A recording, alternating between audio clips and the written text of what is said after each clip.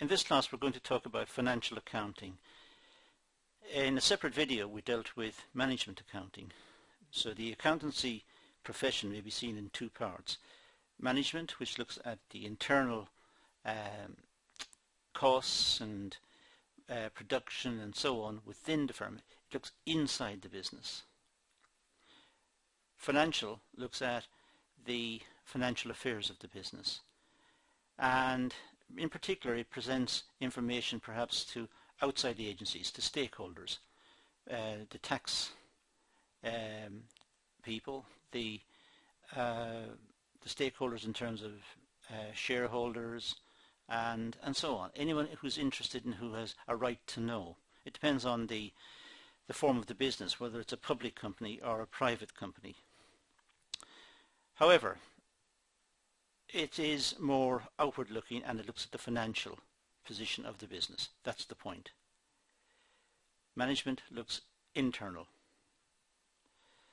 Now let's start by looking at a definition of accountancy.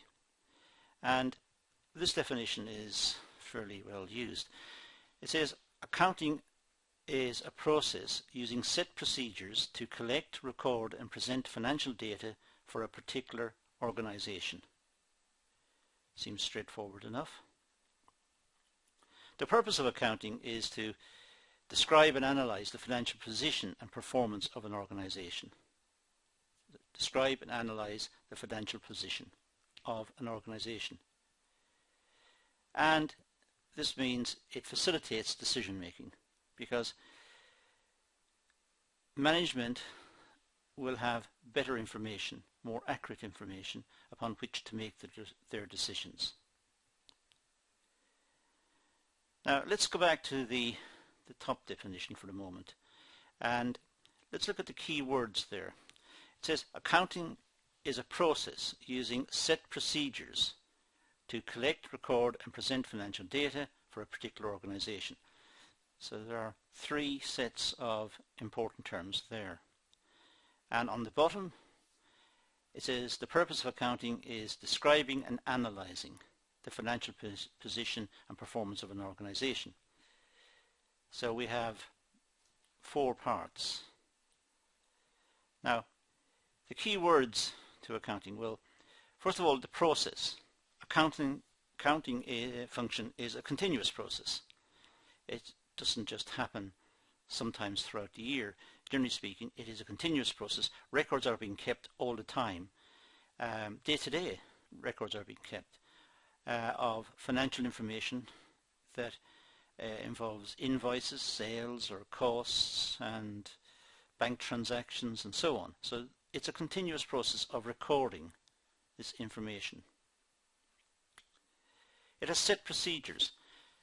Accountancy uses rules and conventions. It has to do that so we can compare one company with the next, and we can compare companies over time. And these rules and conventions are enforced by the accountancy professional bodies. Accountants belong to professional bodies, professional associations, and they are members of those associations, and by virtue of that membership they are professional accountants. That means that they must abide by the rules, and the accountancy bodies ensure consistency over time and between businesses. So there are set procedures. They collect, record and present financial data. This must be done in an honest and open way and meet set standards. The data is normally collected using double entry bookkeeping. Every debit has a credit. So every transaction is recorded twice. It's recorded as a debit in one account and a credit in a different account. But the data must be honest. There must be an audit trail so that it can be traced back. If the company says it bought an asset for so much, it must have the asset. It must exist. So it avoids fraudulent behavior. And on the last part of not the definition, but the points on the earlier slide. It said describing and analysing. Well, published accounts are assumed to be honest and accurate. If they're not honest and accurate, then all sorts of issues arise. Tax obligations may not be accurate. There may be an intent to defraud tax payments. Investors in the business won't have accurate information upon which to make decisions, so they may be fraudulently treated as well. So describing the business honestly and accurately, that is important, and analysing it in a way that is consistent with the analysis conducted in other businesses and one which exposes all assumptions that are made. Now, the functions of accountancy. Well, it presents a true and fair view of the financial position of the organisation. That's the term that's used, a true and fair view. The recorded data may be analysed and used to measure the efficiency and effectiveness of the business. So that's, in a nutshell, the functions of accountancy: to present a true and fair view of the business, and to analyse the recorded data, and to use the analysis as a means of making effective decision making. Now, financial accounting, which is the title of this class we finally got here, this branch of accountancy is concerned with presenting a true and fair view of the firm's trading position to external interested parties.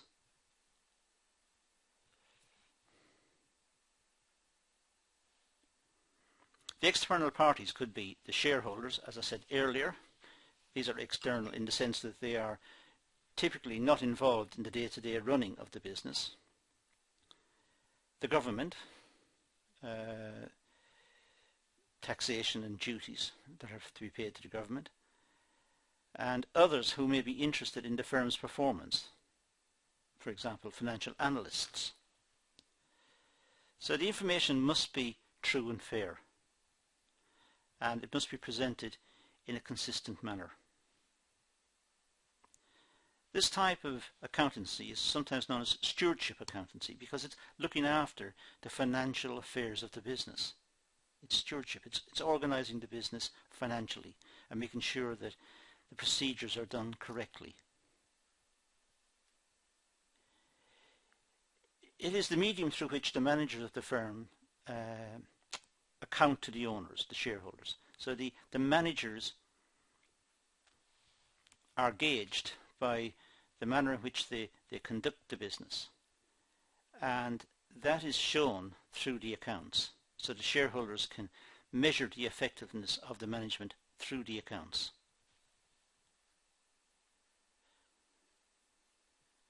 Now, interested parties in the performance of the business. Well, the employees and their trade unions. Well, if you work for a business, you would obviously be interested in its performance. If the business is not doing well, your job may be insecure. Lenders, banks and other creditors are obviously interested in the business. Customers may be concerned about the security of supplies. If it's an item that customers find difficult to find, and perhaps it's the only one selling it, and the company is about to go out of business, customers would be concerned. So they are interested in the performance of the business. Suppliers of raw materials and semi-processed goods and so on, they may be interested because they may have given items on credit to the business. The government is obviously interested because of taxation and employment within the area. And the regulatory agencies to ensure that the business is correctly run and not fraudulent. So it's important that the accountants present a true and fair view of the business. Now there's some more of these, so we can continue. Potential investors are also interested in the business. If investors are unsure that the data is accurate, the data upon which they're going to make a decision, clearly they will not make that decision, they will not invest. So they must have confidence that the information is accurate. Rival companies may also be interested just to gauge or work out their performance against the business. And the general public. If it's supplying some essential consumer good, the general public may be interested. For example, ethical pharmaceuticals. If it's supplying some drug that is necessary in the market and prescribed by doctors and so on. And if the company is about to go out of business, then that supply would dry up and the general public would be affected. Let's try to summarize this. The financial accountants are interested in the financial side of the business, as the name suggests. We would recognize the outcomes of their efforts mostly through the trading account, the profit and loss account, the balance sheet, the cash flow statement. That's where we see the final output of their work. But in fact, to get there, all the raw material, all the raw data, I should say, has to be analyzed, collated, organized. So everything from a single invoice on a particular day will have to be categorized, recorded twice, debit and credit, and finally integrated into the final set of accounts.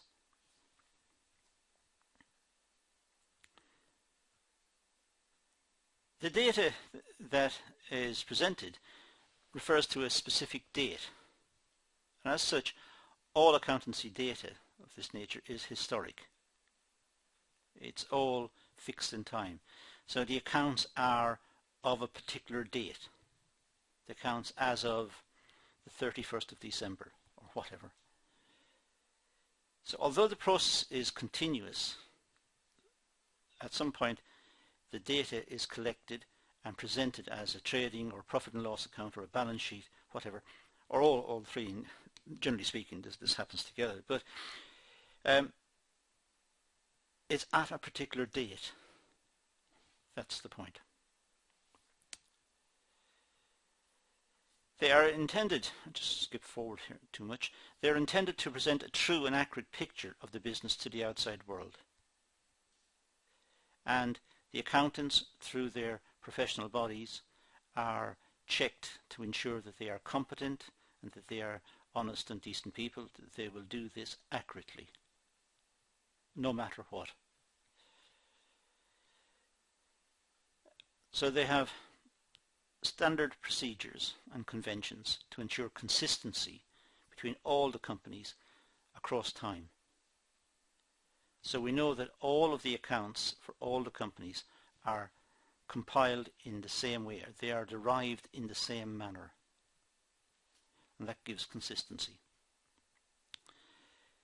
So that's our overview of financial accountancy and of accountancy in general, and what it does and how important it is. There is a separate video on management accountancy, as I said earlier. In the meantime, this concludes this video, so thank you for watching.